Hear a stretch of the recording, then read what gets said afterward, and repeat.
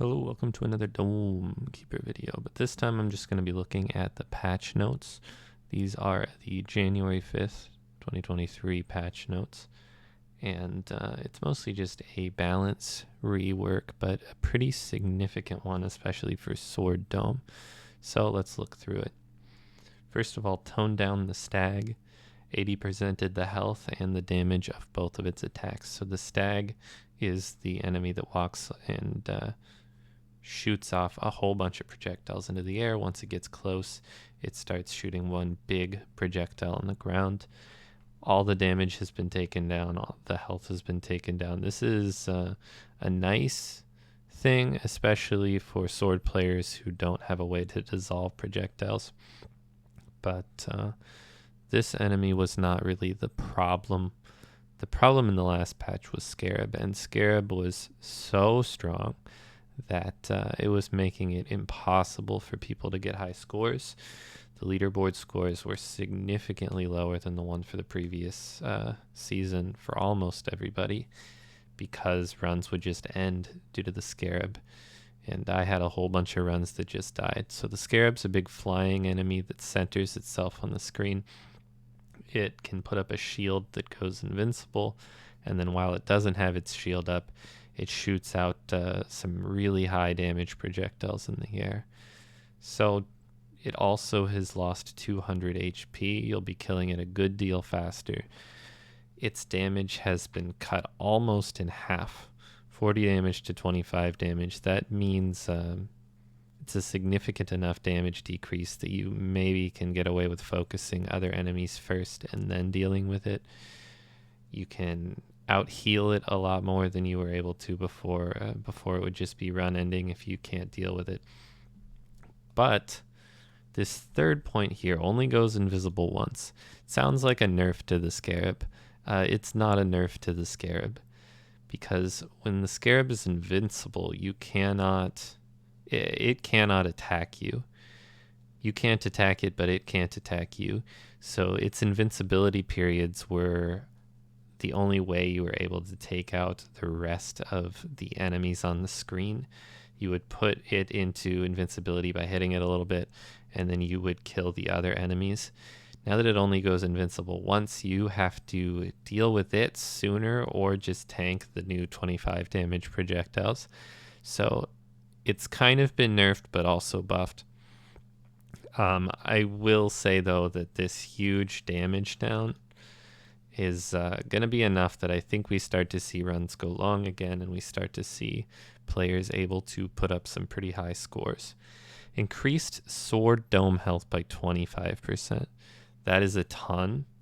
25% is so much, and it's especially going to be relevant in countdown mode, I think, where it makes a lot of sense to put off upgrading your weapon early.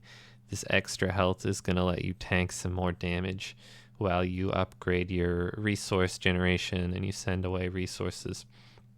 And it's just really nice if you're playing Relic Hunt mode. It's just a little bit of extra insurance there. Reworked the Javelin. This is a significant one. The sword now reappears immediately after shooting. You're never blocked from moving the pad after shooting. So the way the Javelin worked before, you would shoot it, and this is a sword upgrade, by the way. You would shoot it, and once it makes contact with an enemy, you can charge up your next shot and shoot again. While it was in the air, you could move the projectile around to try to steer it into something. Trade-off is you can no longer control the Javelin in flight. To keep the timing, the charging does take slightly longer.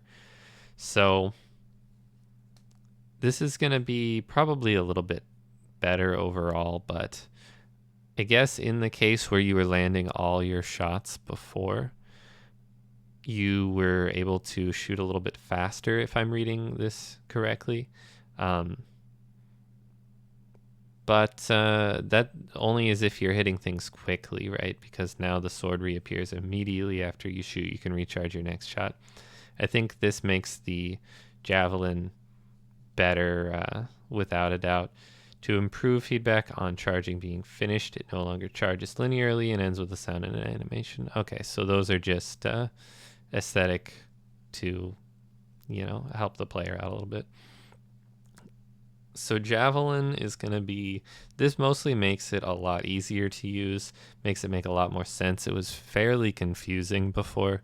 You would shoot out a projectile and then based on whether it hits or not, it could prevent you from shooting again for several seconds. So it no longer punishes you if you miss or if you take a shot that's aimed at the worm's rock projectile.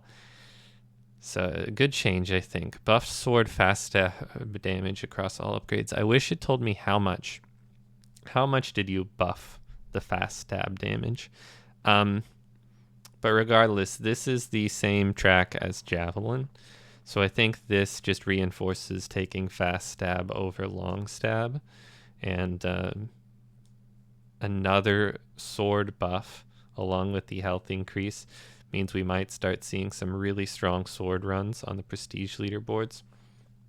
And I would imagine that those go for fast stab and probably long blade. Fixed Orchard Shield not protecting from stag and scarab projectiles. That's just a bug fix.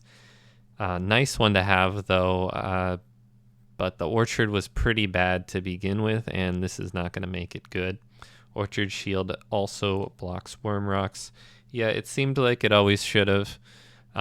This is another nice thing to have that probably doesn't make the Orchard good.